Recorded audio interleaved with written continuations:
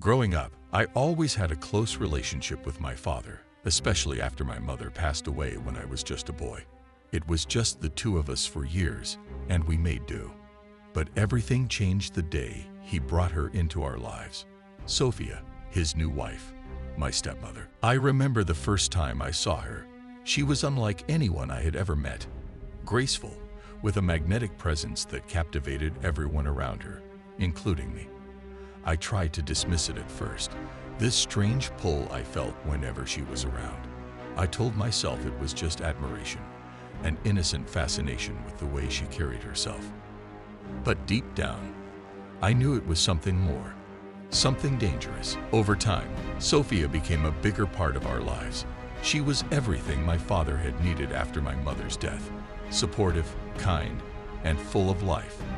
But for me, she became something else. I couldn't stop thinking about her. Every glance she gave me felt like a spark. Every accidental touch ignited something inside me that I couldn't control. I fought it. God knows I tried to push those feelings aside.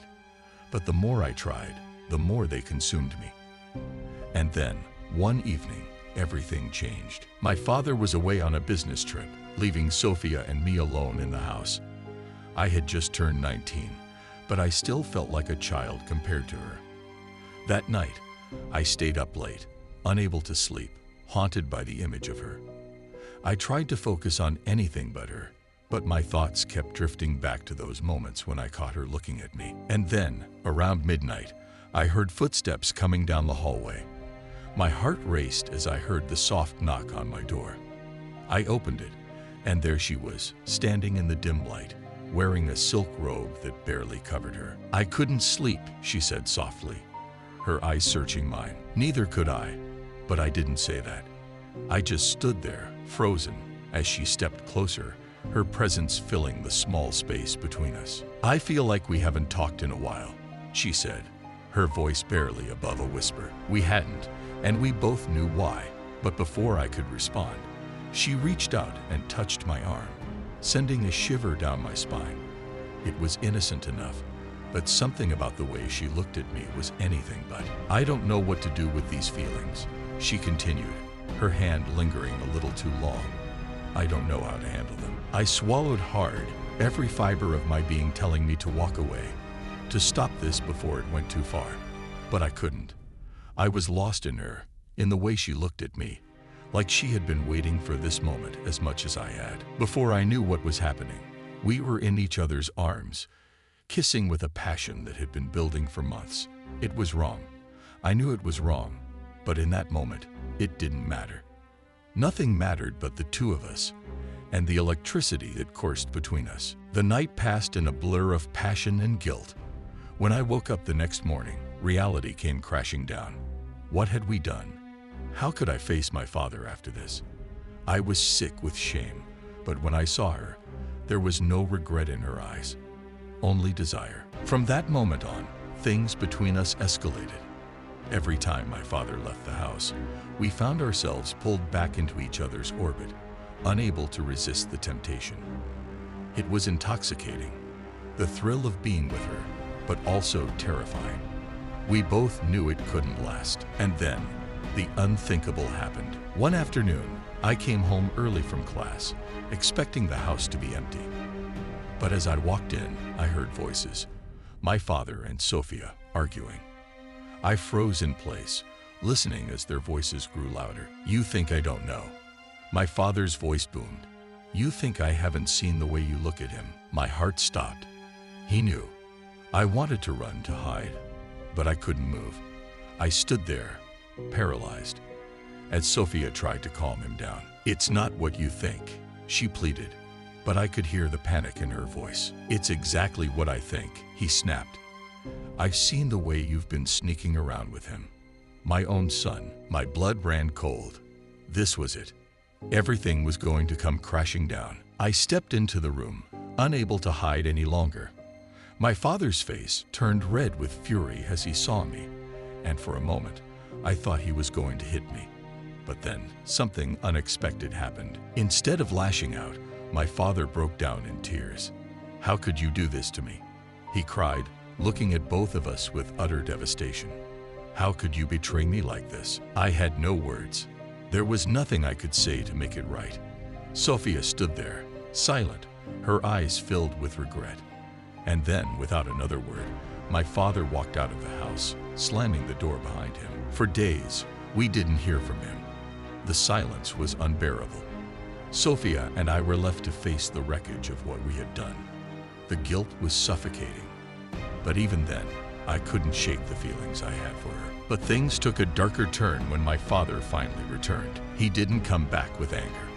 Instead, he came back with a plan. He had filed for divorce, and in a shocking twist, he was taking everything. The house, the savings, everything. Sofia was left with nothing, and it was all because of me. As the reality of our situation set in, the passion between us began to fade. What had once been thrilling and dangerous now felt hollow and empty. The betrayal had destroyed not just my father's life, but ours as well. In the end, Sofia left. She couldn't stay in the house, couldn't face the consequences of what we had done. And I was left alone, with nothing but the memory of the love that had never been meant to happen. I had fallen in love with my stepmother, and it had ruined everything. But the worst part, even after everything, a part of me still loved her. After Sofia left, I was determined to try and rebuild my relationship with my father. He was the only family I had left, and despite everything, I knew I owed him an apology. But when I finally got the courage to visit him, the scene was not what I expected. As I walked up to the house, I saw another car parked in the driveway. I knocked on the door, heart racing, and when it opened, there stood my father. He looked different. He wasn't angry or broken like I'd imagined. He was calm, almost content. And then I saw her, a woman standing behind him, a woman younger than Sofia. My father had moved on, and in a twist I never saw coming, he was already seeing someone new. This woman, Jessica, greeted me with a cold smile, and the tension in the air was suffocating. My father acted as if nothing had happened, as if we were still a normal family. It was unsettling, almost eerie. Had he really forgiven me so easily, or was this a twisted attempt at revenge? In the weeks that followed, my father and Jessica got closer, and I couldn't shake the feeling that something was wrong. Every time I saw them together, I felt a knot in my stomach.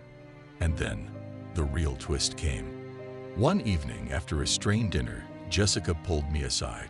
She looked at me with an intensity that made my skin crawl.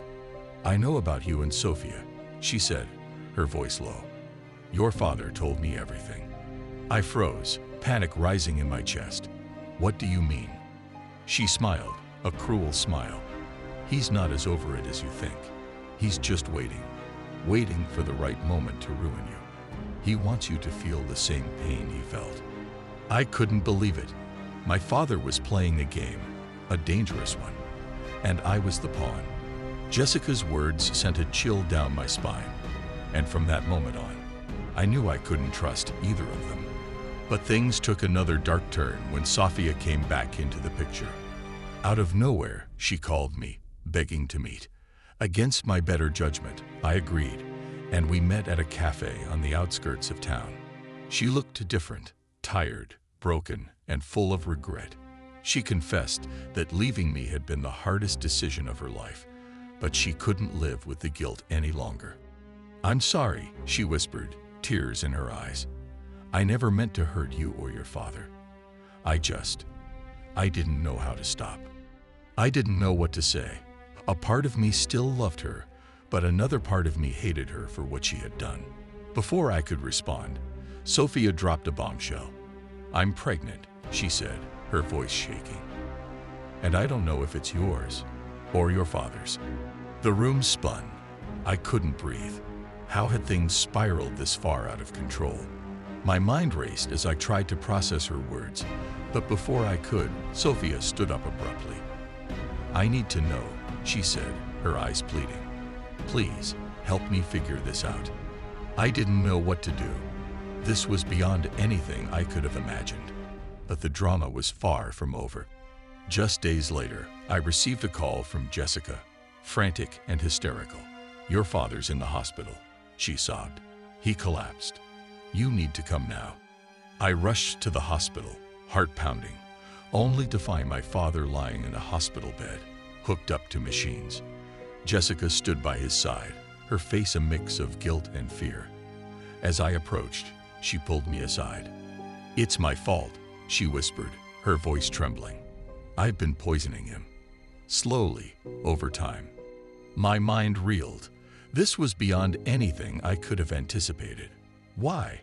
I demanded, horrified.